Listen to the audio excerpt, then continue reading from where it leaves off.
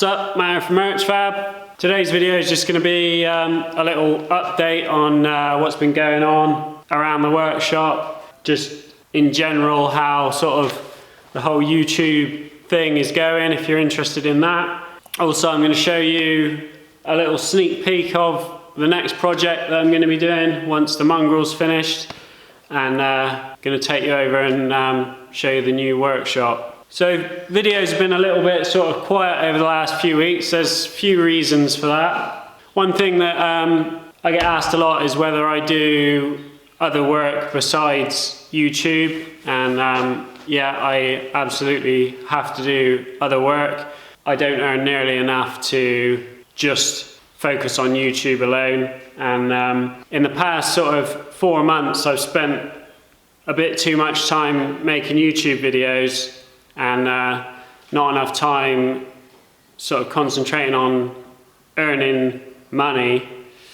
But yeah, if you're interested in sort of knowing numbers and stuff like that, in December I had got my earnings up to almost £2,000 a month. Everything was going really well, and I was thinking, if my sort of rate keeps going and increasing at the level that it has, by the time I get to sort of like March, April time, I'm going to be able to just completely rely on my YouTube earnings and not have to worry about taking in any work.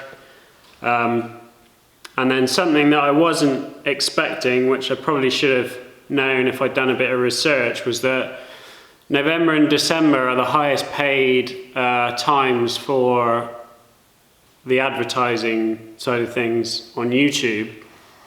And in January, it just dropped by 50%. So I went from like just under 2 grand to like under 1,000, and it stayed at that point right up until now.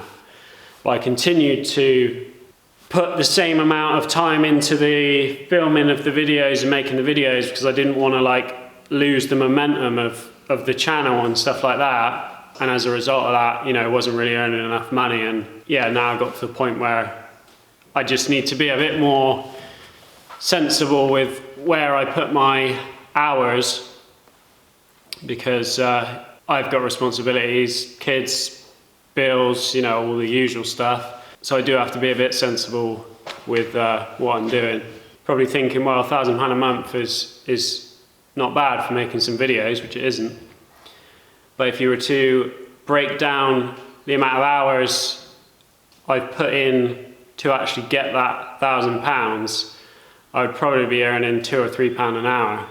It's fine by me, because I'm looking at this as much more of a long-term investment of my time, rather than, you know, just doing the hours and getting paid for the hours. So that's not an issue. I know that it is going to get to the point where I can do it full time, and it will hopefully pay me more than I can earn by just working, you know, 2 hands for the amount of hours you can work in a week. The common thing is like, oh, why don't you just film everything you do, all your paid work? But it's just not, it's not possible to do. When you get to the point where you just need to earn some money, you know, a job just needs to come in, get done, get out the door and be paid for. And if you're trying to film it, it's going to take you probably 3 times as long, and then you're looking at 5 or 6 hours. By the time you've done all the editing, uploaded it, all the tags, thumbnails, it's a lot of hours, and sometimes you just need to get some cash in the door. So I'll show you a bit of what I've been doing over the past 2 weeks.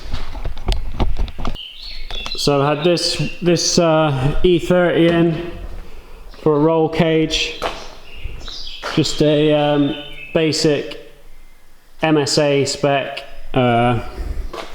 cage. So this is kind of like the minimum MSA requirements. This is the kind of cage I'd like to do, really. The nice, straightforward, easy ones. So it's super tight fit all the way around. It's welded straight to the body. This is sort of as high up, because the chap who owns it's very tall, and it's just as high up as I can get it, as tight to the roof line as I can get it. It's welded all the way along the roof line. It's welded to the roof pillar along there, touching all the way along, and then it's welded straight to the pillar here.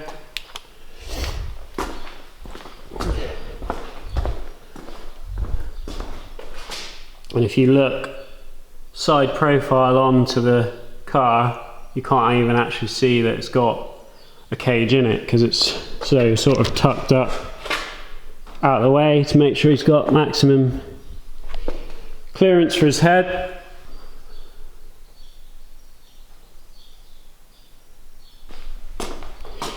And then I've been doing quite a bit of work on this. My plan was to try to get this finished before I move, all the fab work done on it before I move, so that I'm not moving this car again, because it's already done one workshop move with me, this one. So this whole tripod. So this, I've had to remake this whole thing. Like, the only original piece of this is that strip that connects to the grill here. That's the only original piece, and I've made all that. Every seam on here is completely welded and then ground off inside and outside, and then I made this piece in here to sort of bring the grill around.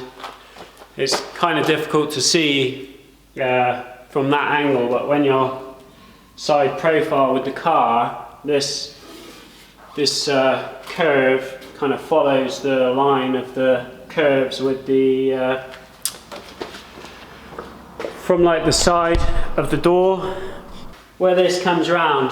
I just wanted to do something that kind of looked like it was so it looked like it kind of flowed with it, but I've just got to finish this bottom corners of this off and then make a support bar that will come from the actual chassis out, mount on the bottom of here. Got an intercooler to mount in here, radiator. So yeah, that's what I've been up to past few weeks. I'm going to hopefully get the back wheels and everything bolted on the Mark II, and then I'm going to take that over to the new unit, because the landlord of the new unit has given me the keys early so that I can slowly move myself in. Like, I can do a trip every night for the next 3 weeks, and then by the time it comes the day to actually move, I can just do all the really big heavy stuff on that day. So that's massive help. And yeah, I'll show you the new project.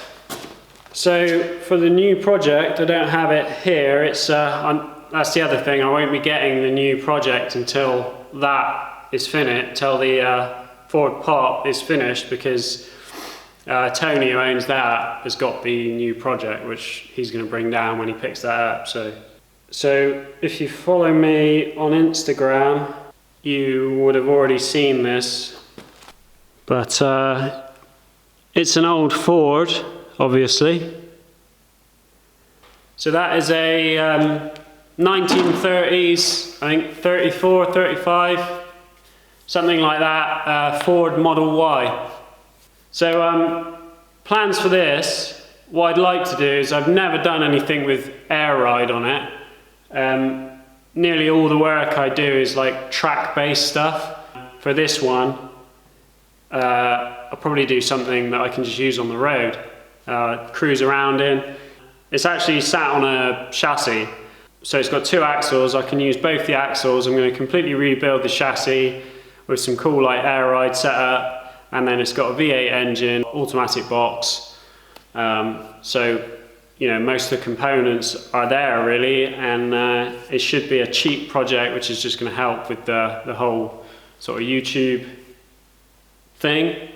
And yeah, it'll also be something a bit different.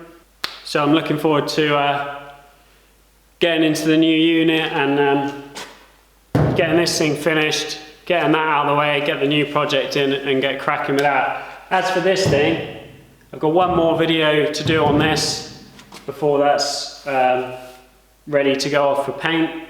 Hopefully the chap who's going to paint this he's got his own YouTube channel. He's going to film painting it. I'm not sure whether he's going to do like a how-to paint thing or whether he's just going to, you know, document the process or what, but you will hopefully be able to go onto his channel and follow the process of the paint job, so you're not going to miss any parts of the process. So yeah, got a video on that. I'll probably do a video on the Mark II as well, doing all the rear brakes. I've got all the brakes to put together on the back before I can roll that thing out properly. So I'll probably film that.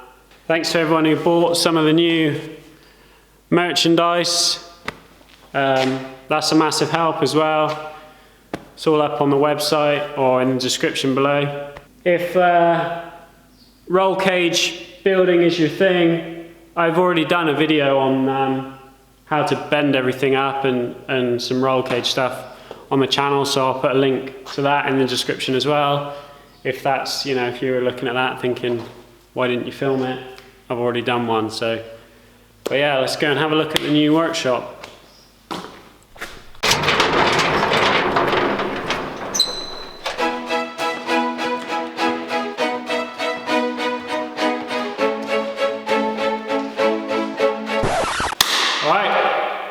So this is it, nice and echoey, so everyone who complains about the echoes will be right on that straight away. Once I've got stuff in here, I think it will quieten it down a little bit, hopefully. But it's a nice big space, looks really big, but then workshops always do when you've got nothing in them.